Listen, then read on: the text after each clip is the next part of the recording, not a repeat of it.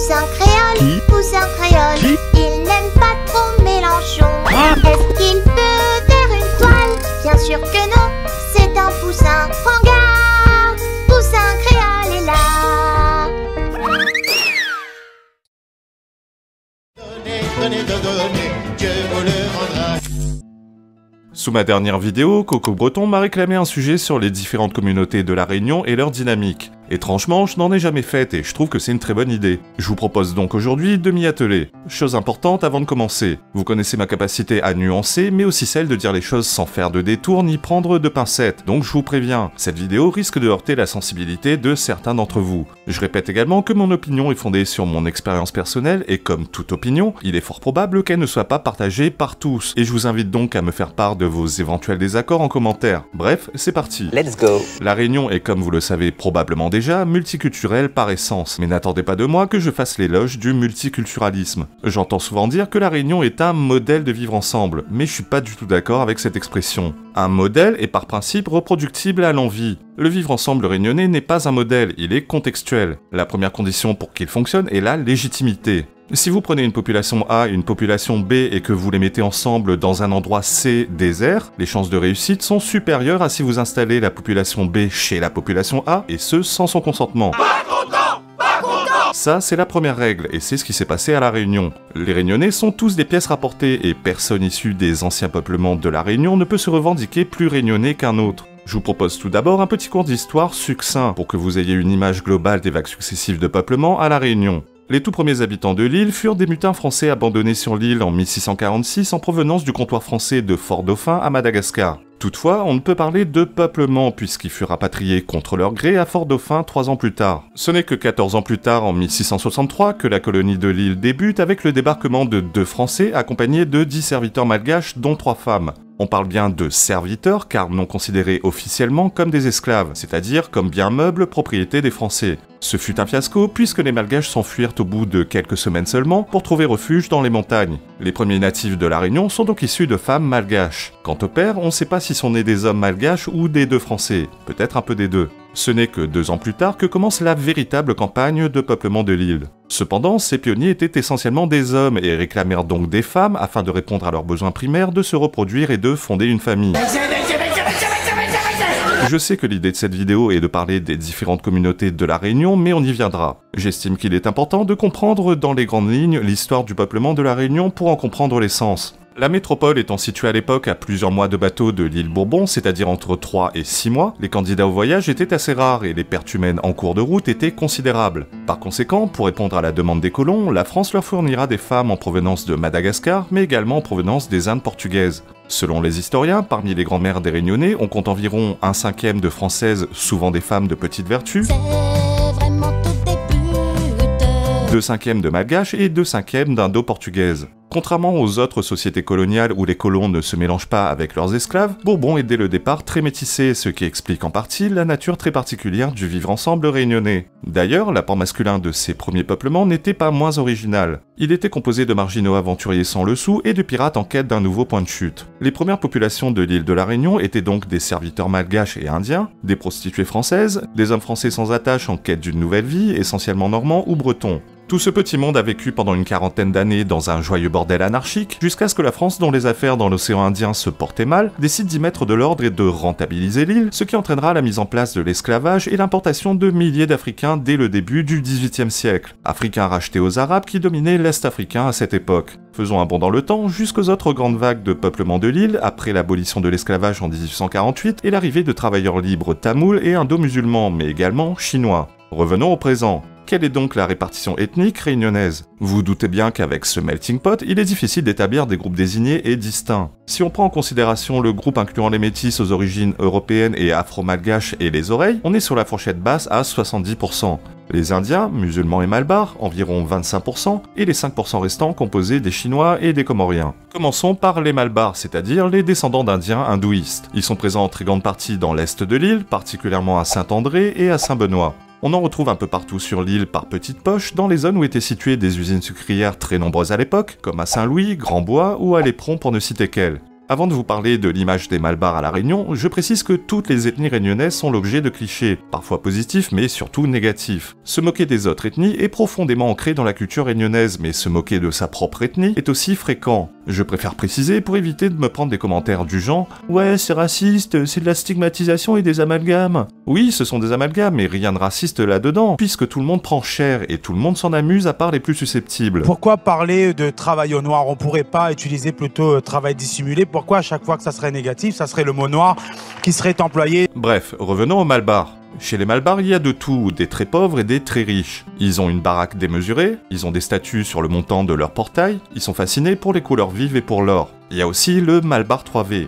Attention, celui-là, faut éviter de le sortir, car dans ces temps de crispation de la société actuelle, ça peut vous valoir des ennuis. 3V pour vilain, voleur, vantard. Passons sur vilain. Voleurs et vantards, ça vient du cliché qu'ils ne seraient pas très honnêtes en affaires et qu'ils aiment afficher leur richesse dans des voitures extravagantes aux couleurs vives par exemple. Pour la petite histoire, le DRH d'une entreprise s'est pris une shitstorm il y a environ 2 ans après avoir ressorti cette vanne sur un de ses employés. Je crois même qu'il y a eu dépôt de plainte. Vous allez dire que je suis lourd à prendre autant de précautions, mais elles sont indispensables. Encore une fois, ce sont des clichés qui existent, et comme tous les clichés, il y a du vrai et il y a du faux dedans. J'ai croisé autant de Malbars qui correspondent à ces clichés que d'autres qui n'y correspondent pas du tout. Un autre cliché concernant les Malbars est leur côté mystique. Il y a toujours eu un mélange de fascination et de crainte vis-à-vis de cette culture. Rien de bien surprenant quand on s'intéresse un peu aux cultures hindouistes avec leurs dieux effrayants, en veux-tu en voilà. Les Malbars sont d'ailleurs couramment associés aux rites de sorcellerie. Selon l'explication la plus répandue, le mot yab viendrait du fait que les enfants de ces colons blancs peu fortunés vivaient isolés dans les hauts et allaient donc peu à l'église. On les aurait donc appelés petits diables qui avec le temps deviendra yab. Bon, ça va. Alors il fallait rôder le gratte de zère, venir montrer comment il faut faire. Ok, travail. Et pour le soir, Il se trouve essentiellement dans les hauteurs de l'île comme à la plaine des Cafres, ou dans le sud de l'île comme à Saint-Pierre, l'Entre-deux, le Tampon, Petite-Île, Saint-Joseph, Saint-Philippe ou Sainte-Rose. On les associe souvent à l'agriculture. Il y a l'accent chantant. C'est pas ça, crois, ou le succès fait gagner ou de l'argent. Le succès il prend ou de l'argent. Bah oui, parce que moi t'as appris réfléchi, Bana. Là comme dans la Réunion, la seule solution reste à moi c'est aller habiter en lit à ma fat. La bonhomie et la consanguinité, et ça, ce n'est pas qu'un cliché. Soit le frère copule avec sa sœur, soit Ève fornique avec son fils, soit Adam déflore sa fille. Pour la petite histoire, mes parents me disent depuis toujours de ne jamais tomber amoureux d'une fille originaire des régions précédemment citées, car les chances que cette fille soit de la famille sont élevées. Eh bien, croyez-le ou pas, je l'ai vérifié dans la vraie vie. Presque à chaque fois que j'en ai rencontré une, il y avait un lien familial parfois relativement proche. Il y a aussi la plouquitude. Dans le cliché, les yaps c'est un peu l'équivalent du ch'ti. Un peu à part, un peu beauf sur les bords. J'aime le beauf. On va pas rester le cul vissé à la casse-bombe, on va aller en discothèque. Il y a une soirée tuning. Beauf de France. Là aussi, ce sont des clichés et il y a parfois du vrai. Du côté de la richesse, les yaps c'est un peu comme les Malbars. Il y a des yaps très pauvres, mais aussi beaucoup de yaps qui se sont enrichis et tout comme les Malbars, ils sont généralement considérés comme de gros bosseurs. Le Zoreille, c'est le blanc originaire de la métropole, plus ou moins récemment débarqué à La Réunion. Je pense que je vais très vite me sentir à l'aise, et chez moi, parce que, au vu du décor assez incroyable, voilà, c'est trop beau. Je pense que ça va très bien se passer. La frontière entre créole blanc et Zoreille est plus simple à tracer qu'il n'y paraît. Il est question de temporalité et de mode de vie. Si vos origines européennes sont lointaines, vous n'êtes pas un Zoreille. Le Zoreille vit souvent dans l'ouest, dans des zones balnéaires comme Saint-Gilles, La Saline, Saint-Leu ou l'étang salé. Il y a 2 types de Zoreilles. Celui qui vit en vase clos avec d'autres oreilles et qui ne vit à La Réunion que pour le soleil et la douceur de vivre, et les oreilles qui se font dans la masse et qui se créolisent jusqu'à parfois devenir plus créole qu'un créole. Personnellement, j'ai croisé plus de oreilles correspondant à la seconde catégorie que la première. Je vous avoue, la première catégorie est assez détestable et détestée, et j'en ai connu quelques-uns des comme ça, des qui se comportent comme des néocolons et qui prennent les Réunionnais de haut. Les oreilles seraient riches. J'en ai déjà parlé en vidéo. Les métropolitains qui viennent s'installer à La Réunion ne viennent pas les mains dans les poches. Ils viennent avec des diplômes et des compétences utiles à la société réunionnaise et enfin, ils viennent avec des économies. Il y a donc peu de chances de croiser un oreille au chômage à La Réunion. Vous croiserez plutôt des oreilles médecins, kinés, DRH, directeurs, etc.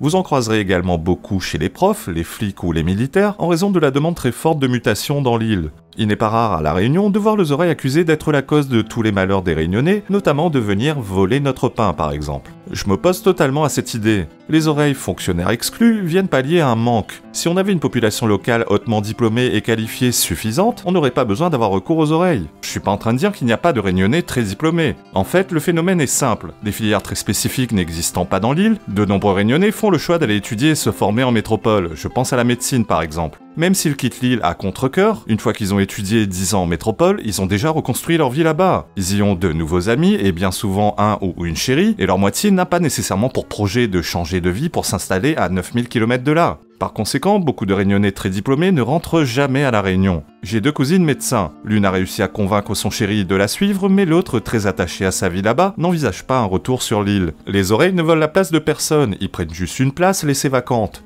Après oui, il faut avouer qu'ils contribuent à l'explosion des prix de l'immobilier et des impôts locaux en gentrifiant de nombreux quartiers de l'île, mais encore une fois, ils ne volent personne, ils achètent ce qu'on leur vend, ce que des Réunionnais leur vendent. En fait, le ressentiment de nombreux Réunionnais envers les oreilles, c'est essentiellement de la jalousie. Je vous donne un exemple personnel. Mon ex-femme travaillait il y a quelques années dans une célèbre mutuelle réunionnaise connue pour son ancrage local et populaire. Leur directeur historique partant à la retraite, il fallait le remplacer. Je ne saurais dire l'importance de la dimension identitaire dans leur recrutement, mais toujours est-il qu'ils ont embauché un directeur créole, puis un second, puis un troisième. En 2 ans, aucun n'a fait l'affaire. Ils étaient tous plus incompétents ou inexpérimentés les uns que les autres. C'est la mort dans l'âme qu'ils se sont résignés à débaucher un mec de métropole et au prix fort. C'est ça la réalité. C'est bien beau les idéaux, mais à un moment il y a une boîte à faire tourner et les bonnes personnes à mettre au bon poste. Kafr, ça vient de Koufarl. C'est comme ça que les Arabes désignaient les Africains lorsqu'ils dominaient tout l'est de l'Afrique. Koufar, c'est un mécréant, donc comme ils désignaient les Noirs comme ça, c'est devenu au fil du temps associé à esclave. Un Kafr, c'est en gros un mécréant esclave pour faire simple. Un Kafr, c'est un noir, mais pas que. Oh non, pas si que ça. Ce terme, pourtant péjoratif à l'origine, est devenu mélioratif avec le temps, et sert par exemple à désigner un bon camarade, mon petit Kaf, ou une petite amie, ma Kafrine.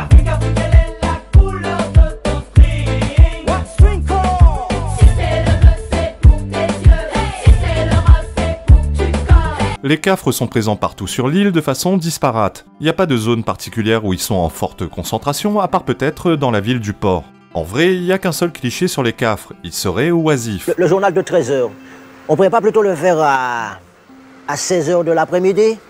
Ok. Non, parce que là, Je suis assez mitigé sur ce cliché, car oui, j'en ai rencontré des très feignants, mais aussi des très travailleurs, donc bon, joker. Toujours est-il que les Kafrs sont à mes yeux la population réunionnaise qui a le moins retiré les marrons du feu. Quelques Kafrs se sont enrichis, certes, mais d'un point de vue global, ça reste dérisoire au regard d'autres communautés. Les Kafrs sont globalement assez pauvres. Je ne m'attarderai pas sur cette communauté, l'ayant déjà traitée dans la précédente vidéo. Les Arabes sont peu nombreux dans l'île, se concentrant dans les principaux centres-villes de Saint-Denis ou de Saint-Pierre. Ils sont généralement aisés et leurs enfants sont souvent les plus brillants dans les études. Peu nombreux, eux aussi. Comme les Arabes, on en retrouve un peu partout. Réputés bosseurs et sérieux, mais également réputés pingres et durs en affaires. Moi je te nique, moi je te nique, moi je te nique aussi, moi je nique tout le monde. Tout comme les Arabes, les Chinois de la Réunion appartiennent généralement au haut du panier. Ils font partie du gratin de la société réunionnaise. Pour vous dire, dans toute ma vie, rares sont les Chinois pauvres que j'ai croisés. Tous étaient issus au minimum de familles aisées. Comore est le terme générique réunionnais pour désigner Comoriens ou Mahorais indifféremment. De toute façon, personne ne sait les différencier à part eux, et encore. On les retrouve essentiellement dans l'est de l'île à Saint-André ou Saint-Benoît, dans le chef-lieu au Chaudron, au Moufia, au Camélia ou à Vauban, au Port ou à Saint-Louis. Soyons honnêtes, ils ne jouissent pas d'une très bonne réputation. Leurs mœurs sont souvent jugées incompatibles avec ceux de la société réunionnaise, et ils sont souvent associés à une nouvelle forme de délinquance, plus violente et plus incontrôlable. Et pourquoi vous êtes venu de Mayotte jusqu'à ici ? C'est par rapport à la vie. On dirait que là-bas, oui, là-bas c'est encore plus pire qu'ici. Ouais.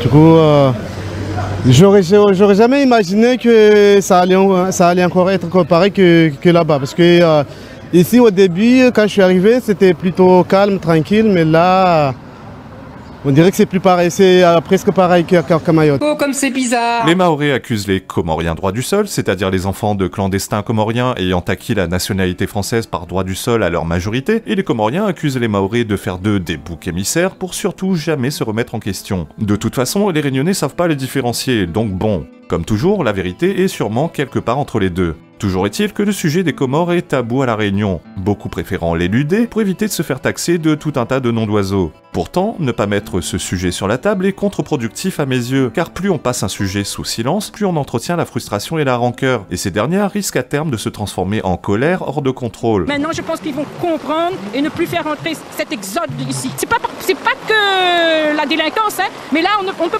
plus supporter tout ça. Même les bus, tout ça, c'est plein, il y a des galets, je sais pas, oh là là, j'arrête, parce que sinon, je vais dire des bêtises, je préfère pas. Il est tentant d'accuser les Réunionnais d'être racistes, xénophobes ou islamophobes, mais aucune de ces accusations ne tient la route, puisque ce n'est ni leur religion, ni leur couleur de peau qui est en cause. Ce sont des actes et une culture jugée bien trop éloignée de la nôtre par de nombreux Réunionnais. Si le sujet est tabou, c'est aussi parce que beaucoup de Réunionnais ont à cœur de préserver la carte postale bisounours et notre fameuse image de modèle de vivre ensemble. Pourtant, il n'y a qu'à tendre l'oreille dans la rue ou à la radio. La colère gronde et tôt ou tard, elle s'exprimera autrement que par des mots, et c'est cela qu'il faut éviter.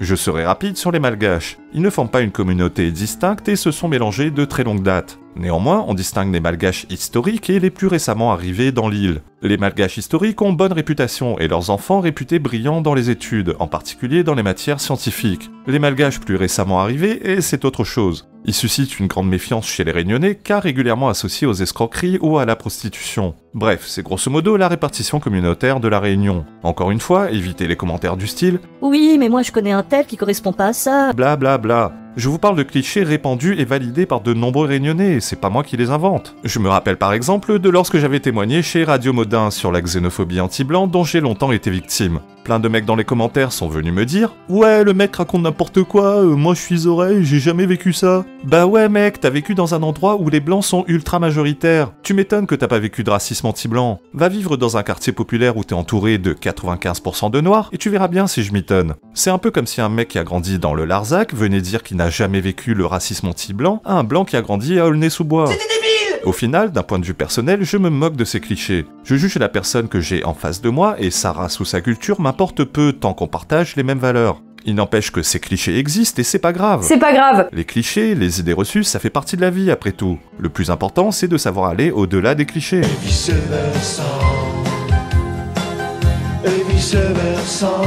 Tout ce petit monde cohabite dans une paix relative depuis fort longtemps, c'est un fait. Basique. Vivre entouré de gens de toute culture est quelque chose de banal à la Réunion, ce qui nous a rendus colorblind comme le disent les woke, c'est-à-dire qu'on ne fait même plus attention aux différences raciales ou culturelles. Les Réunionnais ont l'habitude de naviguer d'une culture à l'autre sans même en sentir la frontière. Par exemple, je connaissais des Malbars qui allaient au temple le samedi et à l'église le dimanche, et chez eux, il y avait des portraits de divinités tamoules qui côtoyaient des crucifix et autres portraits du Christ. Pour conclure, je le répète, oui, le vivre ensemble réunionnais est une réalité, mais cette réalité n'a été possible que parce qu'un certain nombre de facteurs étaient réunis. Ceux qui veulent vous faire croire que ce modèle est applicable artificiellement à tous les types de sociétés sont des charlatans. In Japan, there's a group of people who fully live like Chicanos from Los Angeles. Not just the look, but the attitude, the values, and the entire lifestyle. From the baggy pants, bandanas, and slicked back hair, to the tattoos, lowrider cars, and devotion to the Virgin of Guadalupe. This subculture took root in cities like Tokyo and Osaka, inspired by Chicano magazines, music, and car shows. It's not cosplay, they take it seriously. Others form dance crews, performing traditional cholo steps in public squares. But there's one major difference. Japanese Chicanos reject the gang violence linked to some parts of the culture. Instead, they focus on family, fashion, and respect. A cultural tribute that started with cars and became a way of life. You can even find entire Chicano-themed cafes in Tokyo today. American friends, would you ever expect to find Chicano pride in the streets of Japan?